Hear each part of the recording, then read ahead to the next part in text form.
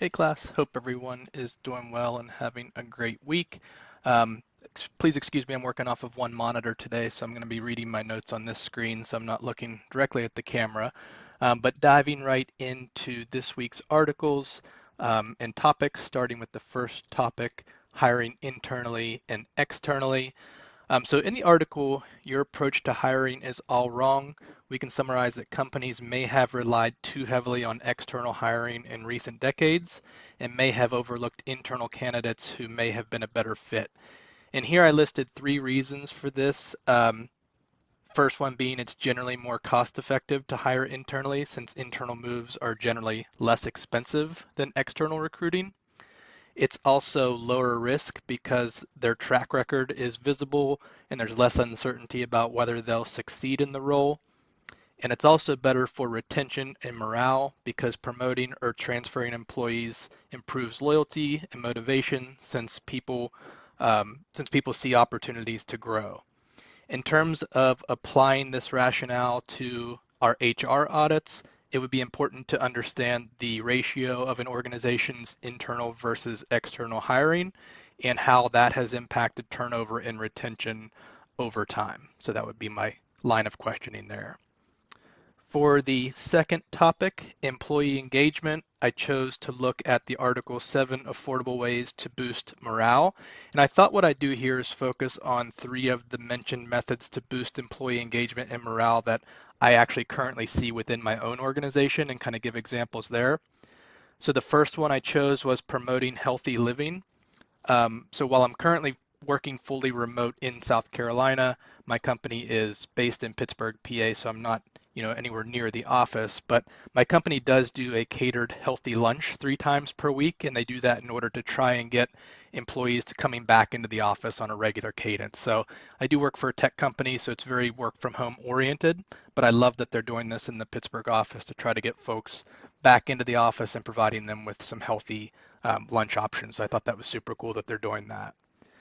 The second one that I chose, looking at the article, was the importance of helping the community.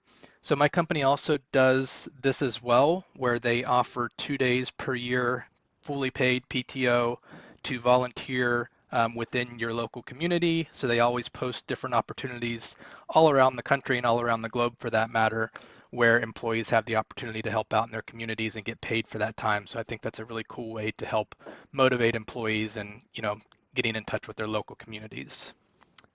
And the third, I think it's simple, but just saying thank you. So in my department, I am heavily sales focused, renewals focused. So we typically get like generic thank you emails if you have a good quarter, if you close a big deal. But what really stands out to me more is when my VP of my department actually gives me a call and says, hey, thank you after a rough quarter, or after I've had maybe a big deal that has slipped that we were expecting. So it's more thanking people when they might not be at the top of their game, but maybe having a rough quarter or things might be out of their control. And that truly means a lot to me from the head of my department. So I thought that was a super cool example here as well.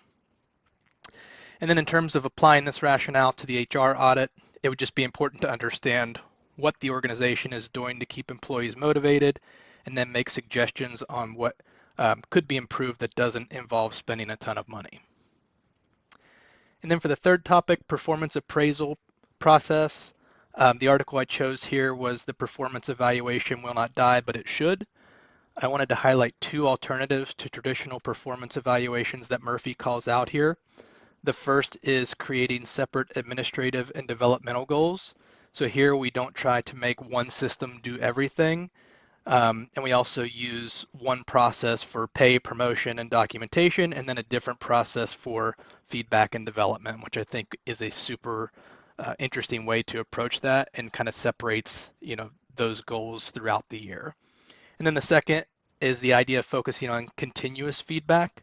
So here we would replace the once a year review with ongoing conversations between managers and employees. We would also emphasize coaching, mentoring, and real-time guidance instead of scores and ratings. And I think my current manager does a really great job of this. We typically have very kind of informal reviews throughout the year, conversations throughout the year about where I want to go, where I see my professional development heading. And that's been a breath of fresh air since I've been working professionally, is to have kind of those more informal talks and just staying on track with what my specific goals are and where I see my future career heading. And my manager's been super supportive of that. So I think I see that in practice today. So yeah, I thought these were really good topics and really good articles, and I enjoyed reading through everything this week, and hope you guys enjoyed my review. Thank you.